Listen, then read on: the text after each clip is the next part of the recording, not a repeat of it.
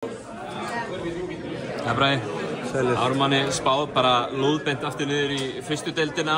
Hvað liggur á bak svona spá heldur? Þeir eru bara nýir upp og augljóslega er þetta skiljanlegt að þeir haldi þetta. Þeir hafa ekki séð okkur spila á móti eftirdeildarliðum, þannig leikir ykkur á móti eftirdeildarliðum núna á síðustu vikum. Ég meina þið hafði átt í fullum tíum og unnið einhverja æfingarleiki gegn bara virkilega sterkum liðum, eða ekki? Já, við tókum IR bara í mjög jöfnum leik og þeir tóku hann, tóku við Sauðárkrók eða Tindastól og þeir tóku okkur og svo tóku við Njarðvík í 2 dögum og við tókum þá með 10, þannig að allir að koma saman ennþá og þú veist, þetta er bara fínt að æfingarleiki og svona. Spennandi ungur kjarni sem að Ármann er með þér og Frosta og Arnaldi og fleiri. Það verður gaman að horfa á þetta liðspila þetta. Já, ég er spenntur að sjá það.